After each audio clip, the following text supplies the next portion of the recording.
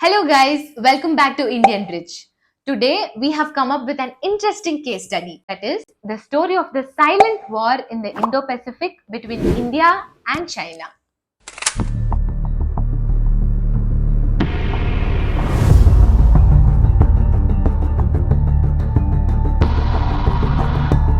At a time when the world is buzzing about the India and China friendship and their anti West sentiment, here we bring you a different story. A story where the very same India and China are not partners but rivals. China's so-called spy ship Yuan Wang 5 has once again entered waters near India, raising security concerns in New Delhi. Where every move by China is countered with strategy from India and every step by India is met with counter strategy from China, each driven purely by national interest. Yes, it's less about friendship and more like a silent war, one being fought in the vast water of the Indo Pacific.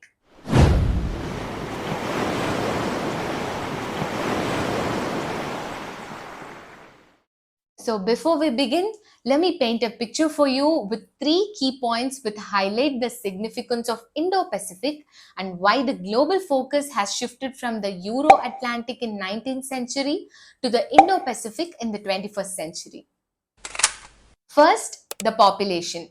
The Indo-Pacific is home to nearly 40% of the world's population spread across more than 30 countries and touching three continents: Asia, Africa, and Australia. This makes it not just a lucrative market but also a hub for labor force. Second, the trade routes. Nearly 80% of global oil trade and about 50% of global merchandise trade passes through the Indo-Pacific. The region is home to some of the world's most critical choke points, like the Straits of Hormuz, Bab el Mandeb, and the Straits of Malacca. Any disruption here could paralyze global trade and trigger a ripple effect across the entire world economy. Third, the supply chain dependence, meaning the region is the backbone for key supply chain resources. Taiwan leads in semiconductors, Malaysia and Indonesia dominate palm oil production, China holds rare earth minerals, and much more. There are also other reasons like mineral resources below the ocean and the blue economy, including fisheries, tourism, and more.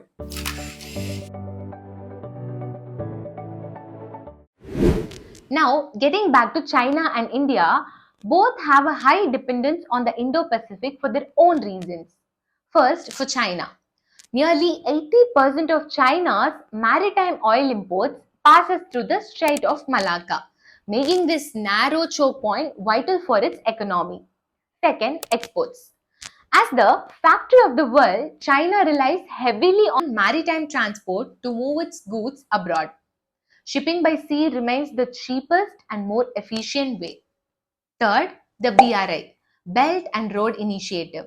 China's long-term ambition to connect Asia, Africa, and Europe cannot succeed without strong influence over the Indo-Pacific's sea lanes. Now, moving to India.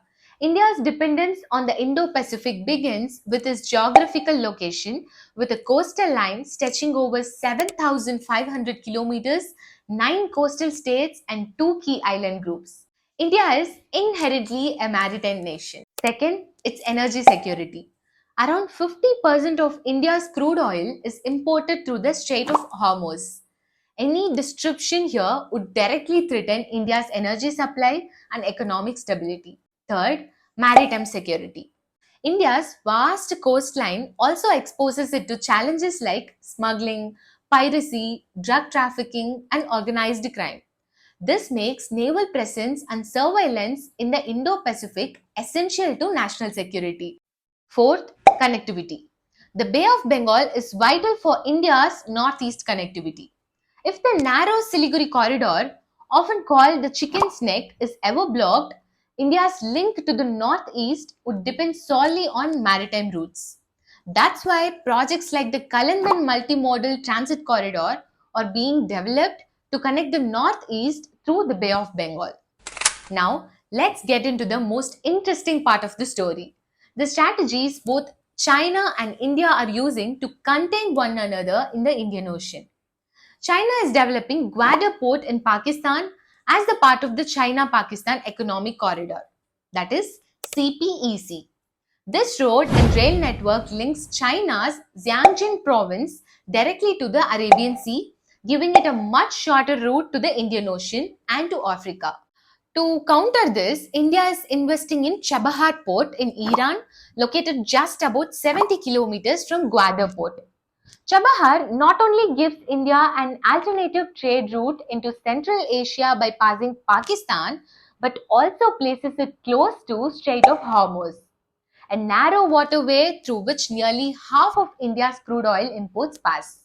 Moving further west, China established its first overseas military base in Djibouti near the Horn of Africa to secure its shipping routes. In response, India has secured access to Dikum port in Oman, which will serve as a key refueling and maintenance hub for the Indian Navy in the Arabian Sea. In East Africa, China has expanded its influence through the investments in Dar es Salaam port in Tanzania.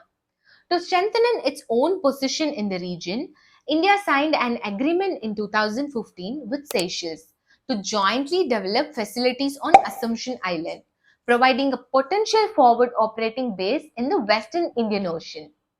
And further down south, China took control of Hambantota port in Sri Lanka on a 99-year lease after Colombo struggled with debt repayments. In 2022, the docking of a Chinese research vessel, widely seen as a surveillance ship at Hambantota, triggered serious security concerns in New Delhi. To maintain its own presence, India partnered with Sri Lanka to develop the Eastern Container Terminal at Colombo Port, the busiest harbour in the island nation. Moving to the eastern front, in Myanmar, India has developed the Sittwe port to improve connectivity with its northeast. Meanwhile, China has developed the Kyapke port as a part of its Belt and Road Initiative, helping it reduce dependence on the Strait of Malacca. In the South China Sea, China climbs the Nine Dash Line, which is disputed by the Philippines and other countries. India has been strengthening strategic partnerships with these nations and has supplied BrahMos missiles to the Philippines as a part of India's defense cooperation. Additionally, India is promoting the Chennai Vladivostok maritime route, enhancing trade and strategic connectivity with Russia. So we can see that both countries are trying to encircle each other and expand their maritime presence.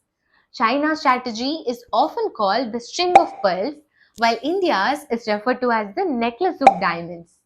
Even as they align and compete in the global arena, there is a silent war unfolding in the maritime front, one that is rarely talked about. And yes, that's the story of the silent war in the Indo-Pacific between China and India. If you found this video interesting and informative, please like and subscribe to Indian Bridge for more updates.